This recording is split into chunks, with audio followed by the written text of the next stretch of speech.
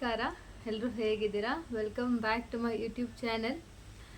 ನಾನು ತುಂಬ ಚೆನ್ನಾಗಿದ್ದೀನಿ, ನೀವೆಲ್ಲರೂ ಕೂಡ ಚೆನ್ನಾಗಿದ್ದೀರಾ ಅಂತ ಅಂದ್ಕೊಳ್ತಾ ವಿಡಿಯೋನ ಸ್ಟಾರ್ಟ್ ಮಾಡೋಣ. ನನ್ನ ವಿಡಿಯೋನ ಸ್ಟಾರ್ಟ್ ಮಾಡೋದಕ್ಕಿಂತ ಮುಂಚೆ ನನ್ನ ಯೂಟ್ಯೂಬ್ ಚಾನಲ್ನ ಯಾರ್ಯಾರು ಸಬ್ಸ್ಕ್ರೈಬ್ ಮಾಡ್ಕೊಂಡಿಲ್ಲ ಪ್ಲೀಸ್ ಹೋಗಿ ಸಬ್ಸ್ಕ್ರೈಬ್ ಮಾಡ್ಕೊಳ್ಳಿ. ಹಾಗೆ ವಿಡಿಯೋ ಇಷ್ಟ ಆದರೆ ಒಂದು ಲೈಕ್ ಮಾಡೋದನ್ನು ಮರಿಬೇಡಿ. ನನ್ನ ಇನ್ಸ್ಟಾಗ್ರಾಮ್ ಪೇಜ್ ಕೂಡ ಇದೆ, ಅಲ್ಲೂ ಕೂಡ ನೀವು ನನ್ನ ಫಾಲೋ ಮಾಡ್ಬೋದು. ಅಲ್ಲೂ ಕೂಡ ನನ್ನ ಡೈಲಿ ಮಿನಿ ಬ್ಲಾಗ್ಸ್ ಎಲ್ಲ ಅಪ್ಲೋಡ್ ಆಗ್ತಾ ಇರುತ್ತೆ. ಹಾಗಾದರೆ ವಿಡಿಯೋನ ಸ್ಟಾರ್ಟ್ ಮಾಡೋಣ. ಇವತ್ತಿನ ಟಾಪಿಕ್ ಏನಂತ ಆಲ್ರೆಡಿ ನಿಮಗೆ ತಮ್ಮನೇಲಿ ನೋಡಿದ್ರೆ ಗೊತ್ತಾಗಿರುತ್ತೆ. ಹೇರ್ ಕೆರಾಟಿನ್, ಬೋಟಾಕ್ಸ್ ಇದೆಲ್ಲ ಮಾಡಿಸಿದ್ರೆ ಒಳ್ಳೇದಾ ಅಥವಾ ಹೇಗೆ ಮಾಡಿಸ್ಬೋದಾ ಬೇಡವಾ ಅಂತ ಕ್ವೆಶನ್ನು. ಆ್ಯಂಡ್ ಅದಕ್ಕಿಂತ ಮುಂಚೆ ಐ ಆಮ್ ಸಾರಿ, ತುಂಬ ದಿನಗಳಿಂದ ಯೂಟ್ಯೂಬಲ್ಲಿ ಲಾಂಗ್ ವಿಡಿಯೋಸ್ ಮಾಡಿರಲಿಲ್ಲ. ಕೆಲವೊಂದು ರೀಸನ್ಸಿಂದ ಮಾಡಿರಲಿಲ್ಲ. ಮೇಯ್ನ್ ರೀಸನ್ನು ನಾನು ಸ್ವಲ್ಪ ದಿನ ಹೆಲ್ತ್ ಸರಿ ಇರಲಿಲ್ಲ. ಡಾಕ್ಟರ್ ನನಗೆ ಸ್ವಲ್ಪ ಮೊಬೈಲು ಕಡಿಮೆ ಯೂಸ್ ಮಾಡ್ಬೇಕಂತ ಹೇಳಿದರು. ಅದರಲ್ಲೂ ನಾನು ನಮ್ಮ ಮನೆಯವ್ರು ಯಾರು ಅಂದರೆ ಓಲ್ ಫ್ಯಾಮಿಲಿ ವ್ಲಾಗ್ ಏನು ಮಾಡಬೇಡ ಅಂತ ತುಂಬ ಸ್ಟ್ರಿಕ್ಟಾಗಿ ಹೇಳಿತ್ತು. ಬಟ್ ನಾನು ಹಂಗೂ ಮಿನಿ ವ್ಲಾಗ್ಸ್ ಎಲ್ಲ ಅಪ್ಲೋಡ್ ಮಾಡ್ತಾ ಇದ್ದೆ. ಬಟ್ ಇವಾಗ ಓಕೆ, ಆರಾಮಾಗಿದ್ದೀನಿ. ಸೊ ಇವತ್ತಿನ ಟಾಪಿಕ್ ಏನಂದರೆ ಹೇರ್ ಸ್ಟ್ರೈಟ್ನಿಂಗ್, ಬೋಟಾಕ್ಸ್, ಕೆರಾಟಿನ್ ಮಾಡಿಸ್ಬೋದಾ, ಹೇರ್ ಡ್ಯಾಮೇಜ್ ಆಗೋದಿಲ್ವ ಅಂತ. ಫಸ್ಟ್ ಹೇಳಿಬಿಡ್ತೀನಿ, ನಾನು 4 ವರ್ಷದಿಂದ ಹೇರ್ ಸ್ಟ್ರೈಟ್ನಿಂಗ್ನ ಮಾಡಿಸಿದ್ದೆ. ನನ್ನ ಹೇರ್ ತುಂಬ ಅಂದರೆ ತುಂಬ ಚೆನ್ನಾಗಿತ್ತು. ತುಂಬ ದಟ್ಟವಾದ ಕೂದಲು ನಂದು. ನಮ್ಮಮ್ಮ ಯಾವಾಗಲೂ ಜಡೆ ಹಾಕ್ಬೇಕು ಬೈತಾಯಿತ್ತು, ಹಿಡಿಯೋಕ್ಕಾಗಲ್ಲ ನಿನ್ನ ಕೂದಲು ಅಂತ. ಅಷ್ಟು ಚೆನ್ನಾಗಿತ್ತು. ನಾನು ಒಂದು ಫೋಟೋನ ಆ್ಯಡ್ ಮಾಡ್ತೀನಿ.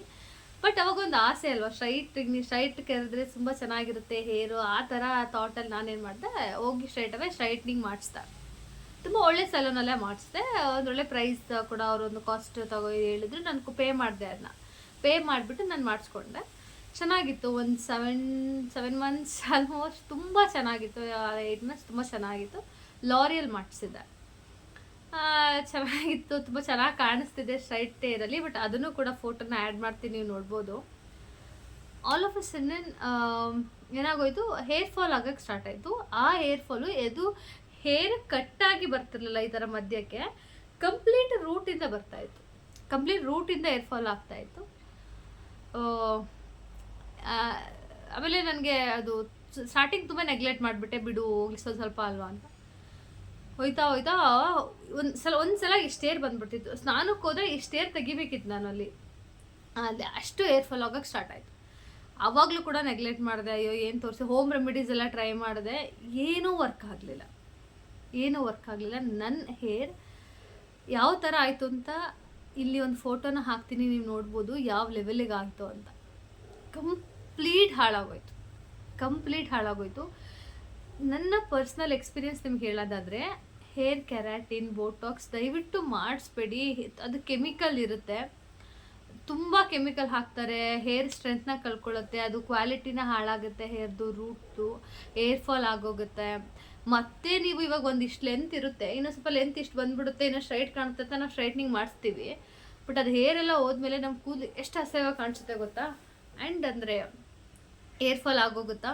ಮತ್ತೆ ಅದು ಇನ್ನೊಂದು ಹೊಸ ಹೇರು ಬೆಳೀತಾ ಎಲ್ಲ ಇದೆಲ್ಲ ಸ್ಟ್ರೈಟ್ ಕಾಣಿಸೋಕೆ ಸ್ಟಾರ್ಟ್ ಆಗುತ್ತೆ. ಇನ್ನೊಂದು ಆ್ಯಕ್ಚುಲಿ ಏನು ರೂಟ್ ಇರುತ್ತಲ್ಲ, ಇಲ್ಲಿ ವೇವಿನೋ ಕರ್ಲಿನೋ ಅದು ಮತ್ತೆ ಇಲ್ಲಿಂಗ್ ಬೆಳ್ಕೊಳ್ಳೋಕೆ ಸ್ಟಾರ್ಟ್ ಆಗುತ್ತೆ.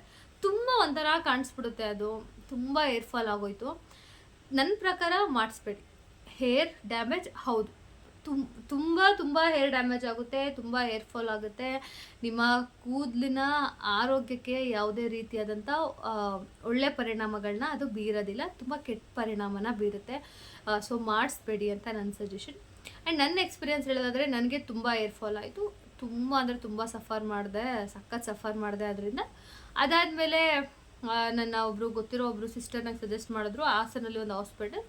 ಸೊ ಹಾಸನ್ಗೆ ಹೋಗಿ ತೋರಿಸ್ಕೊಂಡೆ. ಅದಾದಮೇಲೆ ಸಡನ್ನಾಗಿ ತೋರಿಸಿದ ತಕ್ಷಣ ಆಗಲಿಲ್ಲ. ಬಟ್ ತೋರಿಸಿದ ತಕ್ಷಣ ನಾನು ನಿಜವಾಗ್ಲೂ ನನಗೆ ಖುಷಿಯಾಗಿದೆ ಏನಂದರೆ, ಅವ್ರು 1 ಮಂತ್ ಒಂದು ಟ್ಯಾಬ್ಲೆಟ್ಸು ಮತ್ತು ಸೆರಮ್ ಶಾಂಪು ಕೊಟ್ಟರು. 1 ಮಂತಿಗೆ ನನ್ನ ಹೇರ್ ಫಾಲ್ ಸ್ಟಾಪ್ ಆಯಿತು. ಅದಕ್ಕೆ ನನಗೆ ಬೇಬಿ ಹೇರ್ಸ್ ಎಲ್ಲ ಬೆಳೆಯೋದಕ್ಕೆ ಸ್ಟಾರ್ಟ್ ಆಯ್ತು ಈ ಥರ. ಅದನ್ನು 1 ವರ್ಷ ಅವ್ರು ಹೇಳ್ದಂಗೆ ಮೇಂಟೈನ್ ಮಾಡಿದ್ಮೇಲೆ ನನ್ನ ಹೇರ್ ಮತ್ತೆ ಅದೇ ಥರ ಆಯಿತು. 1 ವರ್ಷ ಆಲ್ಮೋಸ್ಟ್ 1.5 ವರ್ಷ ನಾನು ತುಂಬ ಕಷ್ಟಪಟ್ಟಿದ್ದೀನಿ. ಹಾಸ್ಪಿಟ್ಲಿಗೆ ತುಂಬ ಅಮೌಂಟ್ ಹಾಕಿದ್ದೀನಿ. ಆದರೆ ದಯವಿಟ್ಟು ಮಾಡಿಸ್ಬೇಡಿ. ಅಲ್ಲಿ ಒಂದು ಕೆಮಿಕಲ್ ಯೂಸ್ ಮಾಡಿರ್ತಾರೆ. ಆ್ಯಂಡ್ ಅವ್ರು ಹೇಳ್ತಾರೆ, ನಾವು ಹೇಳಿ ಅದರದ್ದೇ ಶಾಂಪು, ನೀವು ಅದು ಸ್ಟ್ರೈಟ್ನಿಂಗ್ ತುಂಬ ಲಾಂಗ್ ಟೈಮ್ ಕ್ಯಾರಿ ಆಗಬೇಕು ಅಂತಂದರೆ ನಾವು ಕೊಡೋ ಶಾಂಪೂ, ಕಂಡೀಷ್ನರ್, ಸೆರಮ್ಸ್ ಯೂಸ್ ಮಾಡಿ ಅಂತ. ಅದನ್ನು ನೀವು ಯೂಸ್ ಮಾಡ್ದಂಗೆ ಏನಾಗುತ್ತೆ, ನನಗನ್ಸಿದ್ದು ತುಂಬ ಡ್ಯಾಂಡ್ರಫ್ ಆಗೋಕೆ, ಅದು ಶಾಂಪಿಂದ ಕೊಳೆ ಹೋಗೋದಿಲ್ವೋ ಏನೋ ಗೊತ್ತಿಲ್ಲ, ತುಂಬ ಡ್ಯಾಂಡ್ರಫ್ ಆಗೋಕ್ಕೆ ಸ್ಟಾರ್ಟ್ ಆಗುತ್ತೆ. ಕಟ್ತಾ ಇಚ್ಚಿಂಗ್ ಸ್ಟಾರ್ಟ್ ಆಗಿಬಿಡುತ್ತೆ. ನಿಮ್ಮ ಕೂದಲು ಇವಾಗ ಹೇಗಿದೆ ಹಾಗೆ ಮೇಂಟೈನ್ ಮಾಡಿ, ತುಂಬ ಒಳ್ಳೆಯದು. ಸೊ ಇದಾಗಿತ್ತು ಇವತ್ತಿನ ನನ್ನ ಒಂದು ವ್ಲಾಗ್. ನೀವು ಕೇಳಿದಂಥ ಪ್ರಶ್ನೆಗೆ ಉತ್ತರ ಸಿಕ್ಕಿದೆ ಅಂತ ಭಾವಿಸ್ತೀನಿ. ನಿಮ್ಗೆ ಇದೇ ಥರ ಯಾವುದೇ ರೀತಿಯಾದಂಥ ಕ್ವೆಶನ್ಸ್ ನಿಮಗಿದ್ರು, ಯಾವುದೇ ರೀತಿಯಾದಂಥ ಡೌಟ್ಸ್ ಇದ್ರೂ ನನಗೆ ಗೊತ್ತಿರೋ ಅಷ್ಟಂತ ತಿಳಿಸ್ಕೊಡ್ತೀನಿ. ನಾನೇನು ಡಾಕ್ಟ್ರ್ ಅಲ್ಲ, ಅಥವಾ ನನಗೆ ಇದ್ರ ಬಗ್ಗೆ ತುಂಬ ಗೊತ್ತು ಅಂತಲ್ಲ. ಇಫ್ ಇನ್ ಕೇಸ್ ನನಗೆ ಅದು ಎಕ್ಸ್ಪೀರಿಯೆನ್ಸ್ ಆಗಿದ್ದರೆ ಡೆಫಿನೆಟಾಗಿ ನಿಮಗೆ ತಿಳಿಸ್ಕೊಡ್ತೀನಿ. ಸೊ ಇದಾಗಿತ್ತು ಇವತ್ತಿನ ನನ್ನ ವ್ಲಾಗ್. ಎಲ್ರಿಗೂ ವ್ಲಾಗ್ ಇಷ್ಟ ಆಗಿದೆ ಅನ್ಕೋತೀನಿ. ವಿಡಿಯೋ ಇಷ್ಟ ಆಗಿದೆ ಪ್ಲೀಸ್ ಒಂದು ಲೈಕ್ ಮಾಡಿ, ಹಾಗೆ ನನ್ನ ಯೂಟ್ಯೂಬ್ ಚಾನಲ್ನ ಸಬ್ಸ್ಕ್ರೈಬ್ ಮಾಡ್ಕೊಳ್ಳೋದನ್ನ ಮರಿಬೇಡಿ. Thank you so much. Bye.